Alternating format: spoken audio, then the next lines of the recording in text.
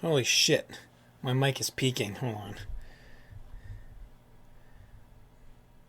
Hello. Hello. Hello. Hey guys, and welcome back to the Weeb.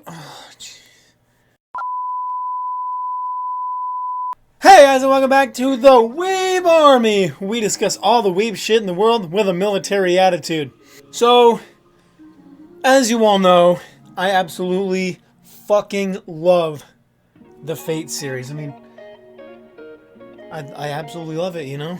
And there's a lot to the Fate series. There's a lot to it.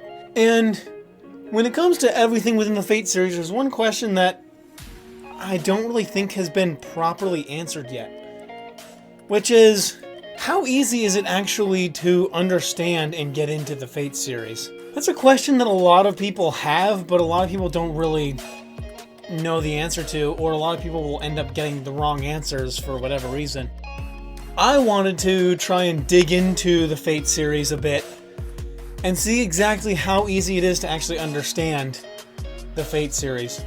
And this was brought to my attention because I've tried to explain the Fate series multiple times, and no matter how easy I think it is in my head for people to grasp it, a lot of people just can't seem to grasp the concepts of it in a lot of ways.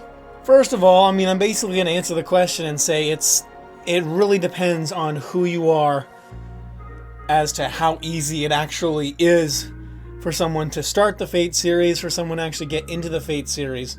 And this is not even just for the Fate series, this is for pretty much every single series that has a lot of lore behind it. The way I like to think about the Fate series is I like to think about it similar to Star Wars. Star Wars has a lot, and I mean a lot of lore, but you can also understand the general concepts just by watching the movies. You don't have to go off and read the books, you don't have to play the video games, you don't have to do any of that stuff. And you can understand the general concepts. The Fate series is exactly like that. The most popular part of the Fate series really is Fate Stay Night, which is interesting to me because Fate Stay Night has a lot of interesting concepts behind it that a lot of general people may have a hard time understanding or grasping unless you actually have already been into the series, which is why I personally recommend that you start by watching Fate Zero. Because Fate Zero, if you watch it all the way through, you realize that it is very slow-paced, it is very character-driven, and it is very story-driven. There's a lot of dialogue, not a whole lot of action with it, but if you want a general understanding of the concepts of the Fate series, start with Fate Zero. If you start with Fate Stay Night, any of them, Fate Stay Night, Unlimited Blade Works, Fate Stay Night, Heaven's Feel, whichever ones you start with, it doesn't really matter because they're all very similar in many different ways except for the route. It's not terribly difficult to grasp the concepts, but the thing that Fate Stay Night does is it kind of thrusts you into the world of Fate, and it doesn't really explain totally what it's about, what's going on. You start to kind of piece things together as it goes along. When I started into the Fate series, I started by watching Fate Zero, and that helped me a lot when it comes to understanding what was going on in Fate Stay Night, because obviously Fate Zero is the prequel. Now, another confusing concept that people may have a hard time grasping is that there's multiple timelines.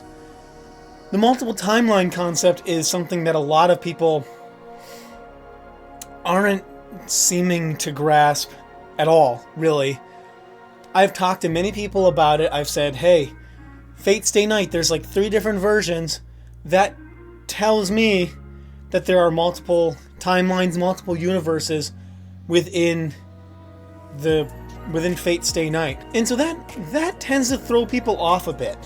A lot of people will be like, oh, it's just a spin-off of each version, but technically speaking, every single version of Fate Stay Night is canon, which throws a lot of people off. This also will throw a lot of people off if they decide not to play Fate Grand Order, which can kind of help tie in some of these concepts of multiple universes, multiple timelines.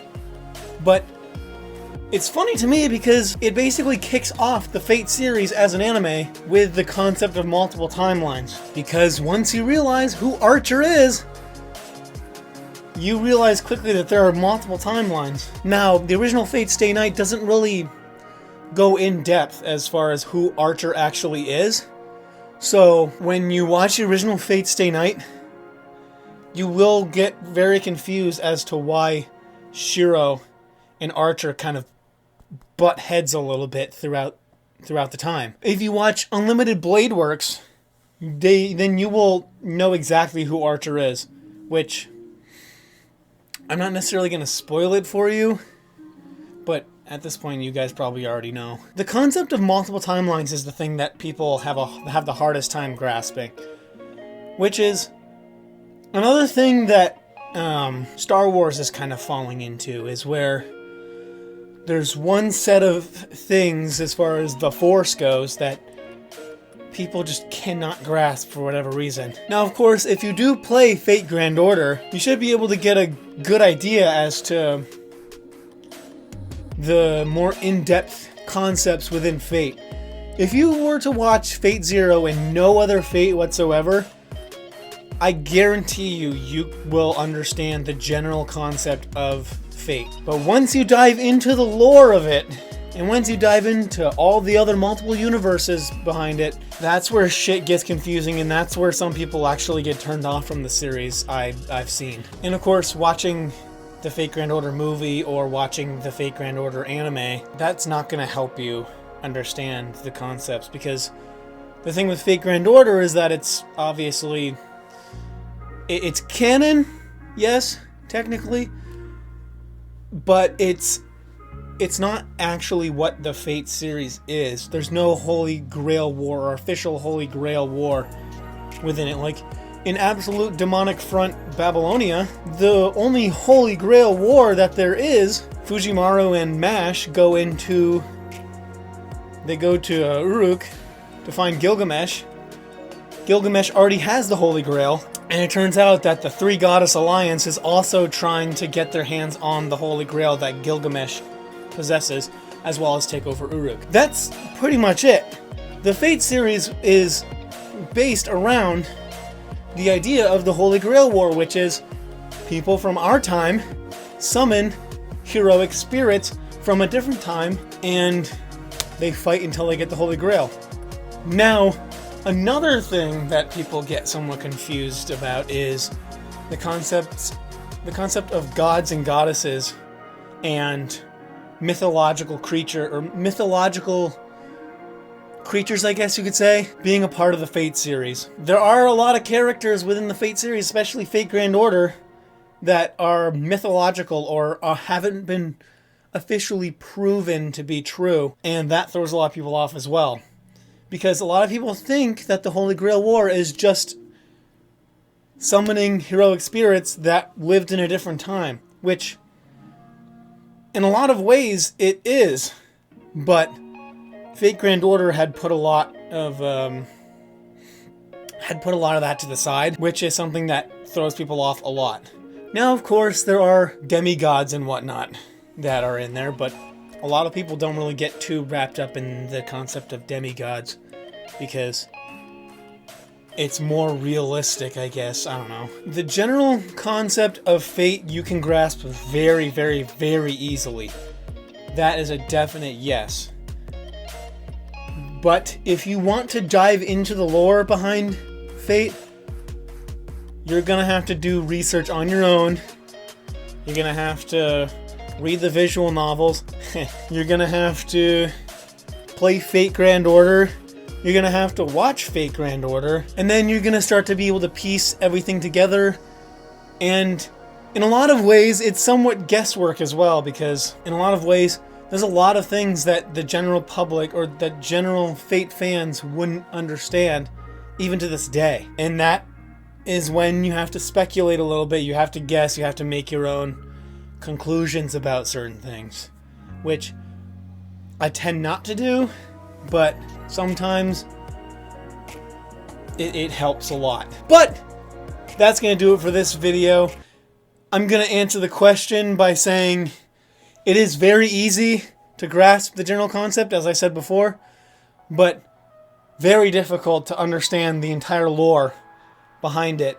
But once you grasp the general concept, it makes it very, very, very easy to understand the entire lore as it's presented to us, and then come to your own conclusions about certain things that may have been unanswered. But anyways, that's going to do it for this video. If you'd like to see more from me for some reason, you can go subscribe to my gaming channel. I'll leave a link in the description below for that. You can also follow me on Twitter at the Weeb Army. So thank you all so much for watching this video. If you liked it, why not share with your friends, your family, or whoever else you want. And I will see all you magnificent bastards in the next video.